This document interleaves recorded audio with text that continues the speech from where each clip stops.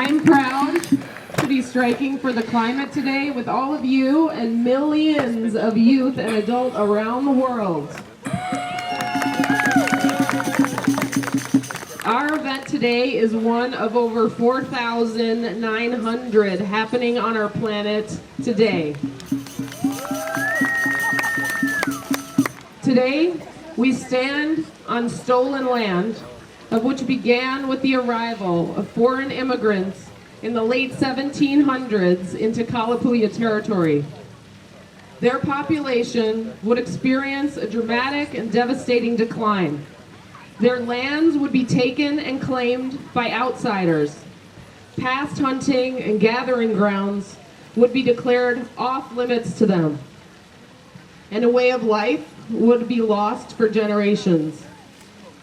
The systematic eradication of indigenous communities culminated in the forced removal of the Kalapuya to the Grand Ronde Reservation in 1856. What has followed in United States history has been a painful road of slavery, oppression, and genocide to not only Native communities, but also to all people of color in our country. We must acknowledge that proper restitution, truth, and reconciliation for this horrific history has not yet been achieved. As we stand here to demand climate justice, we must demand justice for the historically and presently oppressed people who are a part of our communities.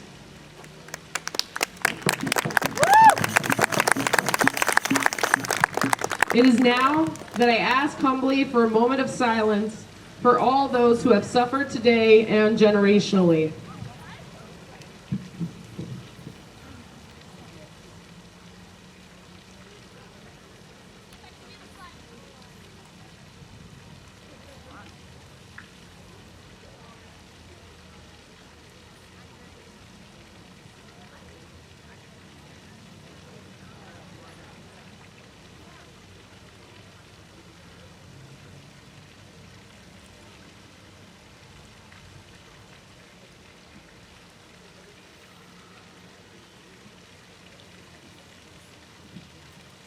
Thank you.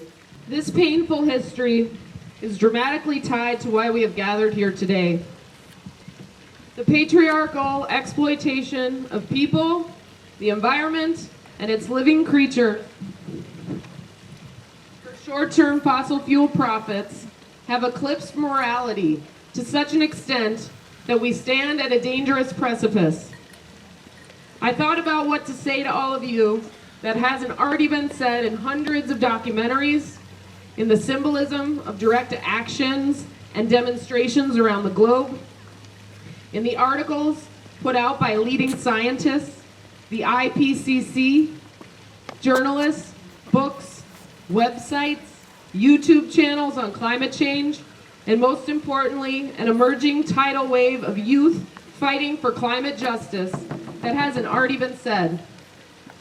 The truth, from many angles, is before us. The fact is, the crisis we face has been known about since the dawn of the Industrial Revolution.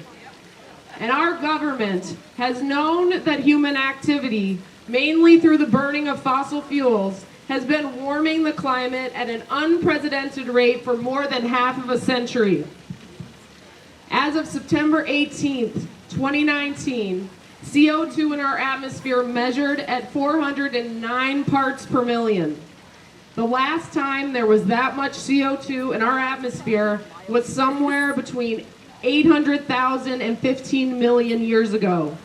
The surface temperature of the Earth was 11 degrees warmer and the sea level 100 feet higher than it is today.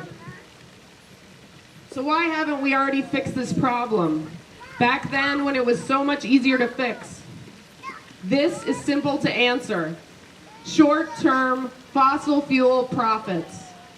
At least $200 million a year has been spent by oil and gas companies to spread misinformation to the public and influence governmental policies in our democracy and around the world for control of global energy demands. For control of an energy system that puts us all at risk. I believe in my heart that if everyone had the correct information, we would have already done something 30 or 40 years ago to change course, back when it would have been much cheaper and easier.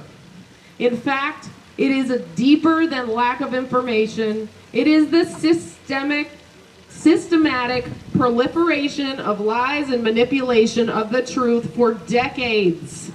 This leads me to an important point. We have no time to convince those who have unknowingly fallen prey to the money machine of dirty energy and their practices to do what must be done now. It's not because we don't need their help. It's because we don't have time. Those who know, those of you sitting here today, must act to fix this by any means necessary. And our governments, as we know them now, are failing us.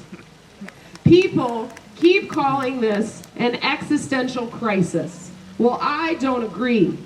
Putting carbon into the atmosphere at the rate we are today is a global catastrophic risk that stands squarely right in front of us, right here and right now.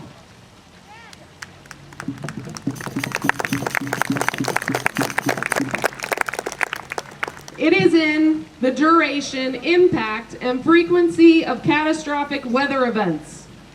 It is hurricanes like we have seen in the most recent disaster of Grand Bahama and the Abacos, which have left over 1,000 people dead and many more without homes, livelihoods, or communities. It is in the severe droughts in South America. It is in the fires in the Amazon, the western United States and Canada, and the Arctic Circle in Siberia. It is in the 7 million people who have been displaced by climate-related impacts since the beginning of 2019.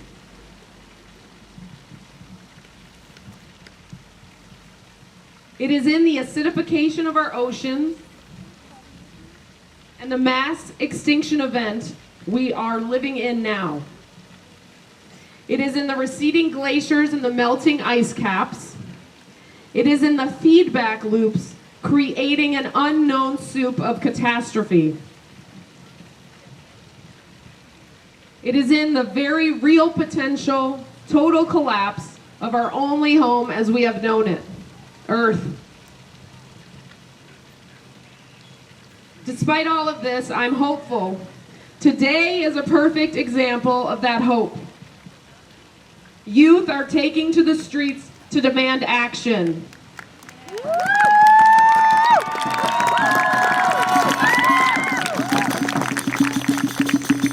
In Juliana versus the government, 21 youth are suing the government for a stable climate based right here out of Eugene.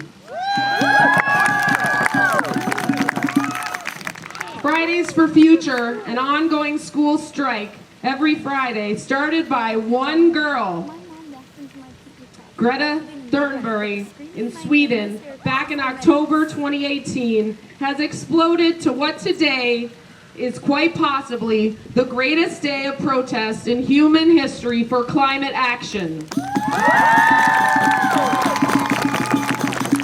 This is beautiful, but it won't be beautiful without meaningful action, and the truth is we know what to do. The solutions are right here, right now. Step 1. We must stop burning fossil fuels and we move quickly to renewable energy. Step 2, we must capture the excess carbon already in our atmosphere and restore our natural spaces that we now know have meaning beyond their beauty. The existence and further innovations in renewable alternatives to fossil fuels are happening as we gather here today.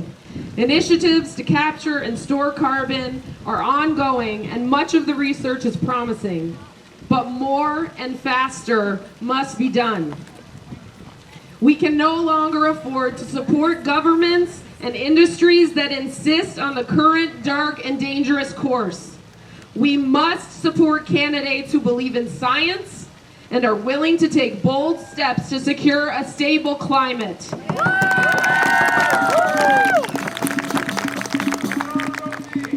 We must lend our time and our resources to organizations and initiatives that seek to contribute to the solutions we so desperately need. I urge you here today to take action on a personal level yourself, because we need all hands on deck.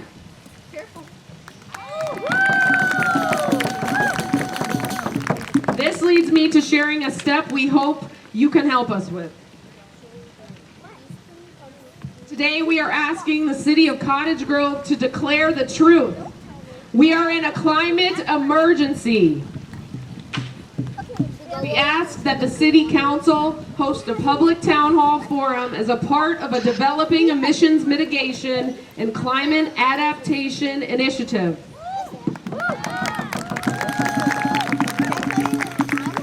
Additionally, we ask the City of Cottage Grove to acquire, allocate, and advocate for resources to be directed towards an immediate reduction of emissions from the municipality so as to reach zero emissions by 2030. How we reach that goal has the potential to be a beautiful example of how communities can rise to this challenge collaboratively and justly for all people. And if our governments choose extractive and destructive industries over the future of our only home, my friends, we will have more than striking to do.